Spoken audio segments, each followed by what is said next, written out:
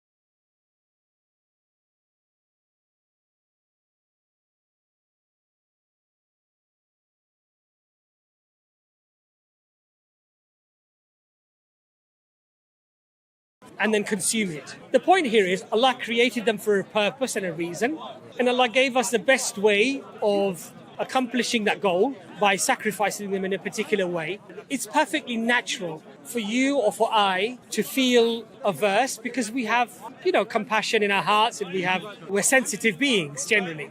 But there may be things that you or I will witness and see that may seem very harsh, they may seem difficult to fathom, but it's again because of our perspective of how we see things and how we look at things. So for example, if you see a man cutting open a woman, you know nothing about surgery, you might think, what a horrible thing that man has just done. He's got a sharp instrument and he's just opened up the whole belly of this woman. But then when the surgeon explains to you, I've just had to do an emergency cesarean section, I had to bring the baby out, otherwise the mother would have died and the baby would have died. Now your perspective has changed. Eating pig is haram. Astaghfirullah. Didn't you know that we're allowed to eat pig out of necessity? If somebody is dying of starvation in the jungle and he has nothing to eat except a pig, he can eat that pig. He's gonna die now because of you Molvis, wobbler.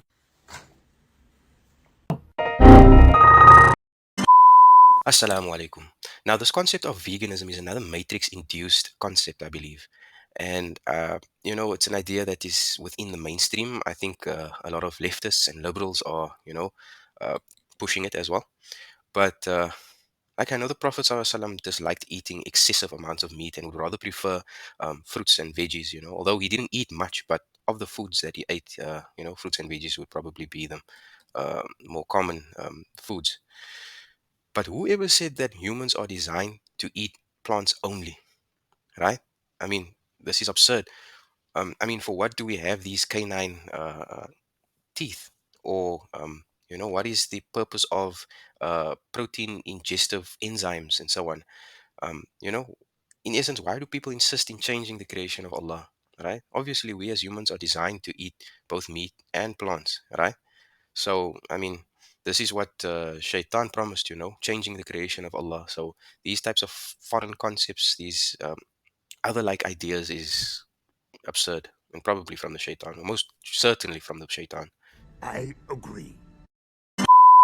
Allah says, I will be everything you expect me to be. So why not come into salah with that high expectation of Allah Jalla Jalaluhu? You come into salah and your expectation is that all of the sins you've committed, minor and major, public and private, Allah will erase them. He will erase them. Why not come into salah with the anticipation that I will be given Jannah through this salah? My heart will finally rest in this salah. Why not come into salah with the expectation that, Ya Rab, you will place me in al-Firdaus al-A'la, the highest gardens of paradise, and you will make me the neighbor of Prophet Muhammad sallallahu alaihi wasallam in Jannah. Allah said, I will be just as you expect of me to be. So expect wherever you want. When you read these narrations, what happens? You know Allah. And when you know Allah Almighty, what happens? You begin to think highly of Him and you begin to expect the best. Salah now is an excitement, something you need. And then you read the hadith which Bukhari and Muslim narrate on the authority of Abu Hurairah that the Prophet sallallahu alaihi wasallam said, Allah's mercy is divided into 100 parts. And He's only brought down to earth one of those 100 parts of mercy. And this one part of mercy is shared between mankind and jinn kind and the animals and the creatures. Through that one bit of mercy, they show affection to one another. And through it, they show mercy to one another. Till you see an animal raising its hoof from the ground so that it doesn't trample upon its young one. To that level. In other words, every dimension of mercy you may see in this world. And what you don't see in this world is a part of 100 parts of Allah's rahmah.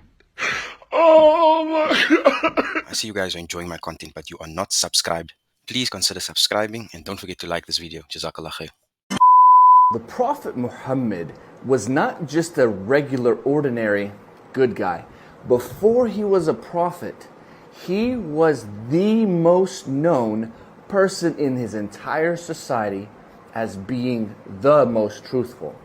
And somebody who anybody in the entire society could trust their friends, their family, their children, and their entire wealth with. And when he had migrated to Medina, it's interesting to note that the chief rabbi of the Jews that were living in Medina waiting for the promised prophet said, "When I looked upon him, I knew this wasn't the face of a liar." Do all Muslim women have to wear hijab? Do the Muslim girls have to wear hijab? No. No. No. No. No. No. The dalil is Quran al-Kareem. In Quran, Allah tells you in Surah An-Nur, chapter 24, verse 31, and in Surah Ahzab, chapter 33, verse 59, clearly telling you that in front of her father, she doesn't need it. In front of her brother, she doesn't need it. And then in Surah Ahzab, it says, when she goes out